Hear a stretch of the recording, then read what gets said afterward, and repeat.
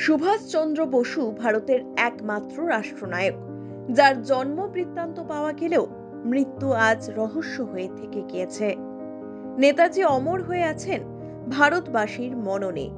23শে জানুয়ারি নেতাজির জন্মবার্ষিকী। এই বিশেষ দিনে আজও দেশ জুড়ে উদযাপন করা হয়, স্মরণ করা হয় আমাদের বীর নেতাকে।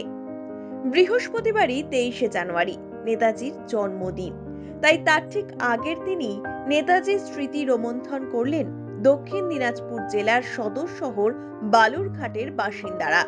কারণ দুর্ভিক্ষের সময় বালুরঘাটের চট্টোপাধ্যায় বাড়িতে পদধূলি পড়েছিল এই মহান নেতার। 1928 সালের 26শে মে নেতাজি নর্থ বেঙ্গল এক্সপ্রেস ট্রেনে করে হিলিতে এসেছিলেন।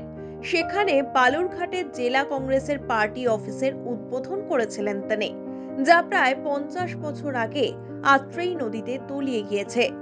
সেই সময় একাধিক সমাবেশের পর বালুরঘাটের বিশিষ্ট কংগ্রেস নেতা তথা স্বাধীনতা সংগ্রামী শরৎরঞ্জন চট্টোপাধ্যায়ের বাড়িতে রাতে থেকেছিলেন নেতাজি। 1928 সালের 26শে মে হিলি থেকে বালুরঘাটে গিয়ে জেলা কংগ্রেসের একটি পার্টি অফিসের উদ্বোধন করেছিলেন নেতাজি। এমনকি একটি বিশাল জনসভাও করেন তিনি। সেই সময় বালুরঘাট থেকে দক্ষিণে বর্তমান বাংলাদেশের অন্তর্ভুক্ত পত্নীতলা ও ধামরহাটে দুর্ভিক্ষ চলছিল, যা নিয়ে ব্রিটিশ সরকার উদাসীন ছিল। তখন নেতাজি ওই এলাকায় গিয়ে সভা করেছিলেন। তারপরেই ব্রিটিশ সরকার দুর্ভিক্ষের মধ্যে থাকা পরিবারগুলিকে ত্রাণ পাঠাতে বাধ্য হন। সেদিন বালুরঘাটের কংগ্রেস নেতা শরৎরঞ্জন চট্টোপাধ্যায়ের বাড়িতে রাতে থেকেছিলেন নেতাজি।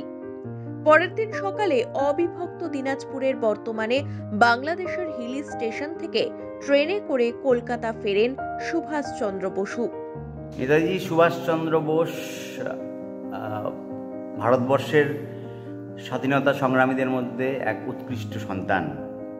তিনি প্রথমে এসেছিলেন হিলিতে, সেটা 1928 সালের 26শে মে। তারপর সেখান থেকে তিনি বালুরঘাটে এসেছিলেন।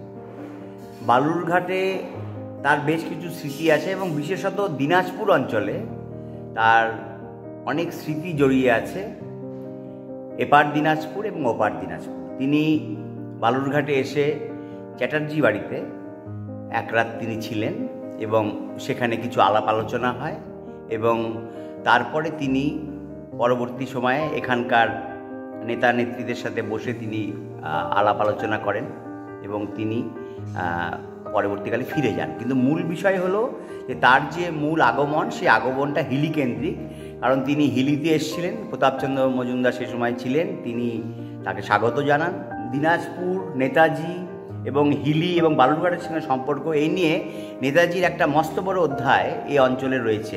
এবং নেতাজি এমন একটা মানুষ ছিলেন, তিনি সবার কাছে তিনি জনপ্রিয় ছিলেন এবং নেতাজি একমাত্র মানুষ যিনি নিজস্ব উদ্যোগে একটা সেনাবাহিনী তৈরি করেছিলেন। ভারত কেন, পৃথিবীর ইতিহাসেও এটা বিরল থেকে বিরলতম ঘটনা, তার সেই আজাদ হিন্দ বাহিনীর ঘটনা। হিলিতে যে জমিদার বাড়িতে নেতাজি উঠেছিলেন, সেখানে এখনো সযত্নে রাখা রয়েছে সুভাষচন্দ্র বসুর ব্যবহার করা চেয়ার, শোয়ার পালঙ্ক। সেগুলিতে বছর ভরই ধুলো জমে থাকে, তবে বছরের একটা দিনই সেই সব পরিষ্কার পরিচ্ছন্ন করা হয়। 23শে জানুয়ারি দিনটিতে এখনো পূর্ণ মর্যাদায় নেতাজিকে সম্মান জানানো হয় সেখানে। Bureau report, one India Bangla.